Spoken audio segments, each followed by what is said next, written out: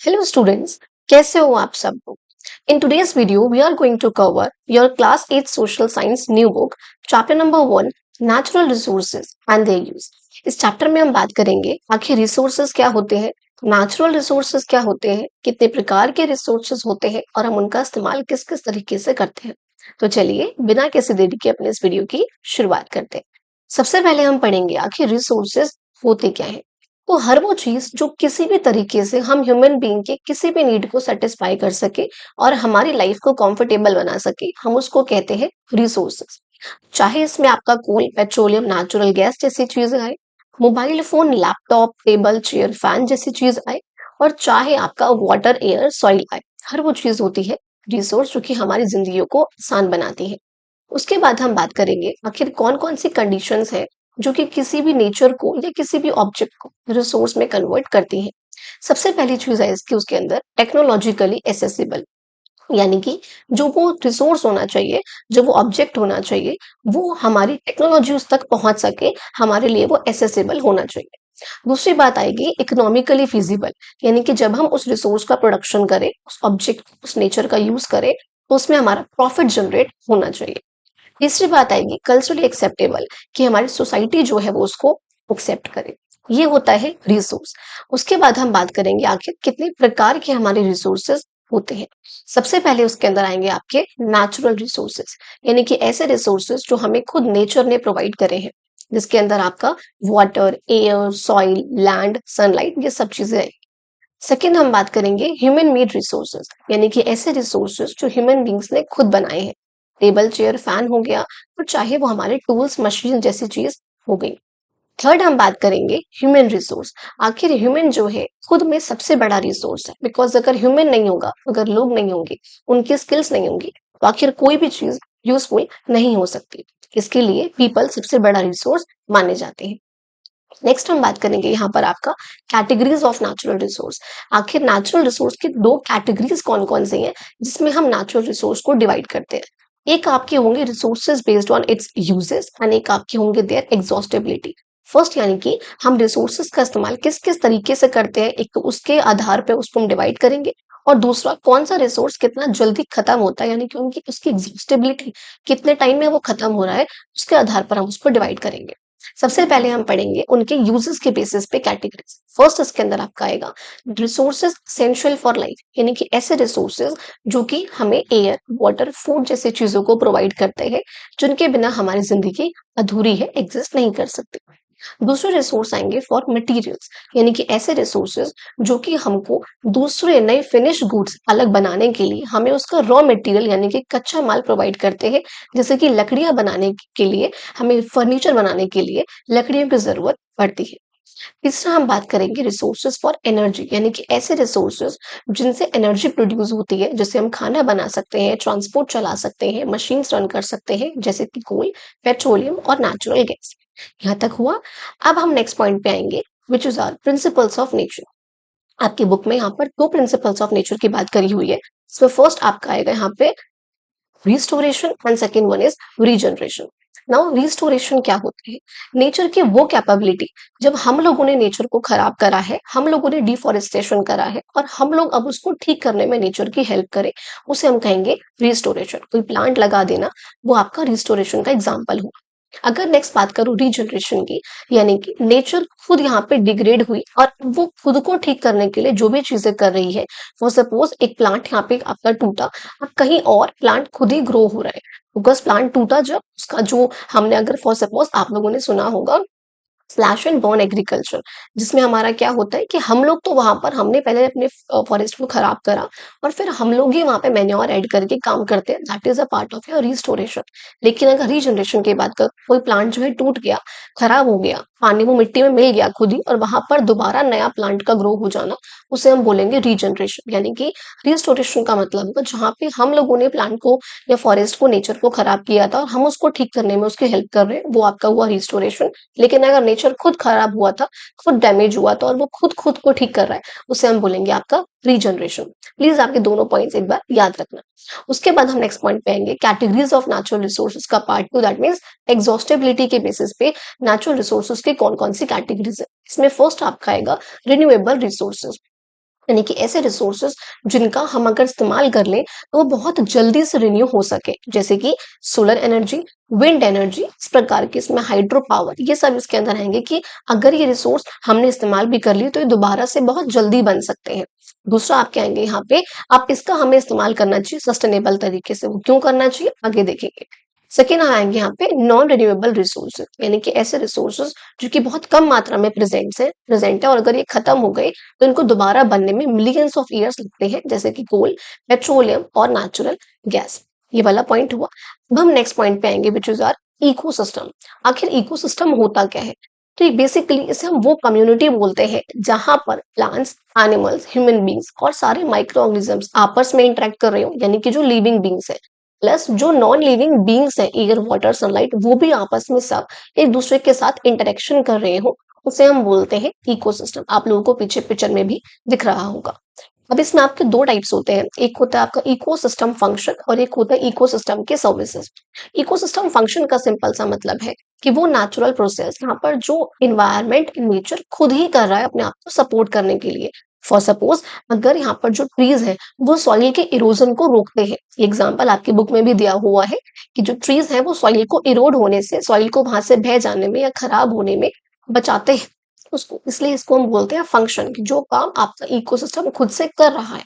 लेकिन सर्विस इसका मतलब हुआ कि जब उन फंक्शन से हम ह्यूमन बींग्स का जो फायदा हो रहा है, फॉर सपोज हमें वहां से फूड मिल रहा है, हमको वहां से मेडिसिन मिल रही है, तो ये आपकी होंगी इकोसिस्टम सर्विसेज। ये दो बातें समझ आई, फंक्शन वो जो वो खुद कर रहा है एंड सर्विसेज वो जो वो हमको बेनिफिट दे रहा है, हमको फायदा हो रहा है। उसके बाद हम नेक्स्ट पॉइंट की बात करेंगे जो कि आपके नोट्स में थोड़ा हेल्पफुल हो सकता है, आपको पता होना चाहिए। एक जो मेच्योरिटी है, आपकी बुक में एग्जांपल है ये वाला, एक जो मेच्योरिटी है वो 275 लीटर्स ऑफ ऑक्सीजन एक दिन में प्रोड्यूस करता है, लेकिन एक ह्यूमन बीइंग को चाहिए होती है 350 litre of oxygen daily basis पे। ठीक है, इसलिए आपको ये एमसीक्यू में आपसे पूछ सकते हैं कितना चाहिए होता है और कितना प्रोड्यूस करते हैं, इसलिए हमें बहुत जरूरत है कि हम ट्रीज को बचा के चले, क्योंकि जितना हमको एक ट्री दे नहीं पा रहा है उससे ज्यादा ऑक्सीजन हमको चाहिए, इसलिए हमें ट्रीज को प्रोटेक्ट करना चाहिए, उनको कंजर्व करना चाहिए। नेक्स्ट हम बात करेंगे यहाँ पे आप लोगों का डिस्ट्रीब्यूशन ऑफ नेचुरल रिसोर्सेज। आखिर नेचुरल रिसोर्सेज कहाँ कहाँ पर किस तरीके से है? तो पहली बात हमको ये पता है कि हमारे प्लानिट पे या अलग अलग कंट्रीज में जो नेचुरल रिसोर्सेज है वो बिल्कुल भी इवनली डिस्ट्रीब्यूटेड नहीं है। जहां पर भी रिसोर्सेज बहुत ज्यादा है वहां पे ह्यूमन सेटलमेंट बहुत ज्यादा है। आपने देखा होगा, हमें पता है कि हमारी इंडिया की 54% जो पॉपुलेशन है वो सिर्फ और सिर्फ एग्रीकल्चर पर ही डिपेंड है। किस पर? एग्रीकल्चर पर। अब ये एग्रीकल्चर जहां पर भी होगा वहां पर लैंड बहुत फर्टाइल होगा, और यानी कि वहां पर प्लेन्स में, रिवर्स के पास जो पॉपुलेशन होती है, जो ह्यूमन सेटलमेंट्स होगी बहुत ज्यादा होंगी। इसको एक और एग्जांपल समझ सकते हैं, यानी कि एक रिसोर्स हमने माना यहाँ पर एग्रीकल्चर को, आपका लैंड को। अगर लैंड रिसोर्स है तो वो जहां पर भी फर्टाइल लैंड होगा वहां पर सेटलमेंट बहुत ज्यादा होगी।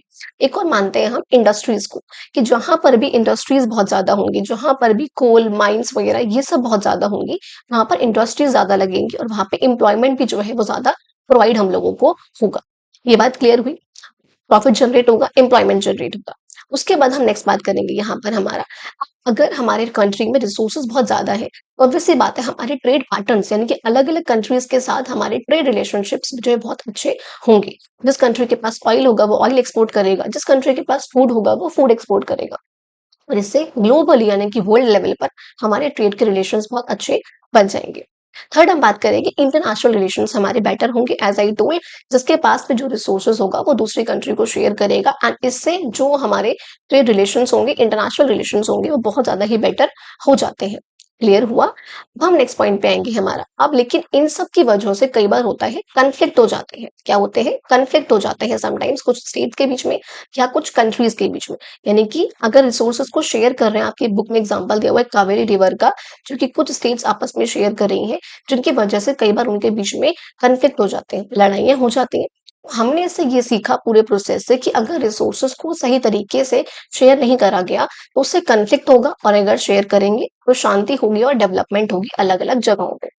नेक्स्ट हम बात करेंगे आपका नेचुरल रिसोर्स कर्स की, यानी कि कुछ कंट्रीज ऐसी हैं जहां पे प्लेंटी ऑफ रिसोर्सेज हैं, लेकिन तब भी वहां पे डेवलपमेंट है बिल्कुल स्लो, कि बहुत सारे रिसोर्सेज होने के बाद भी वो जो कंट्री है वो डेवलप नहीं है और लोअर इकोनॉमिक ग्रोथ यानी कि स्लोअर इकोनॉमिक ग्रोथ वो फेस करती हैं। उसके बाद हम नेक्स्ट पॉइंट पढ़ेंगे responsible and wise use of natural resources, कि ये जो हमारे नेचुरल रिसोर्सेज हैं, जैसे हम बोलते हैं आपका स्टेवॉर्डशिप भी, कि हमें क्या करना चाहिए, हमें नेचुरल रिसोर्सेज का सस्टेनेबल तरीके से इस्तेमाल करना चाहिए। अगर हम सस्टेनेबल रूप से यूज नहीं करेंगे तो वो जो रिसोर्सेज है वो खत्म हो जाएंगे। यानी कि हमको इस तरीके से नेचर का इस्तेमाल करना चाहिए, नेचुरल रिसोर्सेज का इस्तेमाल करना चाहिए, ताकि जो उनकी रिस्टोरेशन की रीजनरेशन की कैपेसिटी हो वो ज्यादा हो।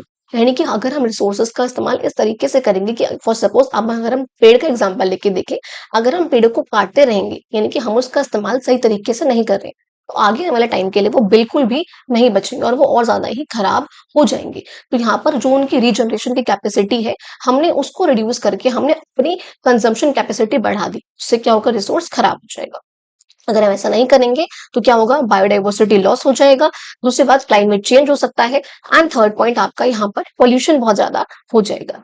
अब हम नेक्स्ट पॉइंट पे आएंगे, विच इज जो आपके बुक में जो दो केसलेट दे रखी हैं, एक तो over exploitation of ground water, जो कि पंजाब की एक केस स्टडी है, जहां पर हमको ये पता है कि पंजाब में पहले बहुत फर्टाइल प्लेन्स थे, लेकिन जब से वहां पे ग्रीन रिवॉल्यूशन आया है, जो कि MS स्वामीनाथन के द्वारा 1965 में लाया गया था, जिसके अंदर हम HYV सीड्स का इस्तेमाल करेंगे, केमिकल फर्टिलाइजर्स, केमिकल पेस्टिसाइड्स का इस्तेमाल करेंगे और इरिगेशन बहुत ज्यादा करेंगे।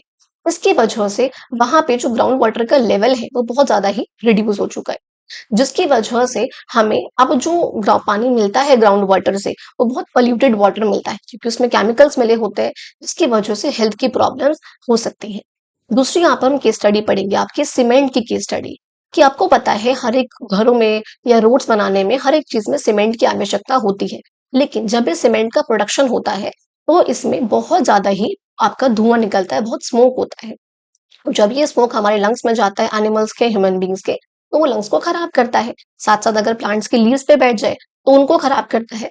और जिसकी वजह से ये डिसाइड करा गया कि हमें कुछ मड या स्टोन जैसे मटेरियल्स का इस्तेमाल करना चाहिए, जो रिसाइकल्ड मटेरियल्स है उनका इस्तेमाल करना चाहिए, ताकि पोल्यूशन जो है वो कम हो सके। इसके लिए सेंट्रल पोल्यूशन कंट्रोल बोर्ड ने भी कुछ गाइडलाइंस इशू करी हैं, ताकि सीमेंट का इस्तेमाल हम कम करें और बाकी चीजों का इस्तेमाल ज्यादा करें, जो कि इन्वायरमेंट फ्रेंडली हो। उसके बाद हम अब इसको सॉल्व करने के लिए एक बहुत अच्छी केस स्टडी आपके सिक्किम की तरफ से, जहाँ पे एक पेमा नाम की लड़की थी, उसकी फैमिली जो है वो प्रोडक्शन करती थी, या उनका कुछ टाइम से यील्ड, जिसे हम बोलते हैं क्रॉप का जो प्रोडक्शन हो रहा है, वो बहुत कम हो गया था। जिसकी वजह से उन्होंने क्या करा, हाँ, कि गवर्नमेंट ने डिसाइड करा कि ऑर्गेनिक फार्मिंग करते हैं। ऑर्गेनिक फार्मिंग जहां पर हम किसी भी केमिकल का इस्तेमाल नहीं कर रहे हैं, जहां पर हम मेन्योर का, खाद का इस्तेमाल कर रहे हैं, जो कि बिल्कुल नेचुरल होता है। इसकी वजह से इनिशियल ईयर्स में तो प्रॉब्लम हुई, ढंग से खेती ना होना, अच्छी से फसल ना आना, लेकिन 5 साल बाद वहाँ का प्रोडक्शन जो था वो उन लोगों का बहुत बढ़ गया। इसकी वजह से 2016 में सिक्किम फर्स्ट 100% ऑर्गेनिक स्टेट बनती है, जिसमें सारे जो फार्मलैंड है वहाँ के वो ऑर्गेनिक है। साथ साथ बाद में जो फार्मर्स की इनकम है वो 20% से इंक्रीज भी हो जाती है। तो इससे हमको पता लगा कि स्टार्टिंग में अगर हम इन्वायरमेंटली फ्रेंडली मेजर्स का इस्तेमाल करेंगे तो शायद हमें कोई मुश्किल हो, लेकिन बाद में वो बहुत अच्छा हो जाता है। उसके बाद हम बात करेंगे responsible and judicious use of resource, यानी कि हमें रिसोर्सेज का इस्तेमाल बहुत सही तरीके से, बहुत केयरफुल तरीके से करना चाहिए। अगर हम बात करें नॉन रिन्यूएबल रिसोर्सेज की, जैसे कि कोल, पेट्रोलियम, नेचुरल गैस, उसमें हमको बहुत जरूरत है कि हम जल्दी से जल्दी रिन्यूएबल रिसोर्सेज की तरफ जाएं, ताकि हम एक बहुत अच्छी और सस्टेन जिंदगी जी सकें। अगर बात करूं मैं रिन्यूएबल रिसोर्सेज की, जैसे कि आपका सोलर एनर्जी, विंड एनर्जी, तो उसमें हमको जरूरत है कि हम बहुत जल्दी यहाँ पर अपनी कैपेसिटी को जो है वो इंक्रीज करें। आपकी हाइड्रो पावर एनर्जी भी यहाँ पर हो सकती है, होगी। इसमें क्या है, हमें बहुत जरूरी है कि हम ऐसे सस्टेनेबल ऑप्शंस की तरफ जाएं, यानी कि हम नॉन रिन्यूएबल से स्विच करके हम कहाँ आना चाहिए, हमें रिन्यूएबल में आना चाहिए। और रिन्यूएबल में भी हमें रिन्यूएबल रिसोर्सेज का इस्तेमाल इस तरीके से करें कि वो सस्टेन रहे फॉर द फ्यूचर, यानी कि सस्टेनेबल तरीके से हमें उसका इस्तेमाल करना चाहिए, कि जितना जल्दी वो खत्म ना हो, हम उससे कम ही उसको यूज करें। अब ये बात समझ में आई? ओके। अब देखो नेक्स्ट पॉइंट पे आएंगे, जो कि लास्ट पॉइंट है आपका, इंटरनेशनल सोलर अलायंस, कि हमारी गवर्नमेंट ने, यहाँ पर कई लोगों ने, इंडिया और फ्रांस ने 2015 में मिलकर international alliance for solar energy की किया था, उन कंट्रीज के लिए जिनके पास पूरे साल उनको अच्छी खासी एनर्जी मिलती है।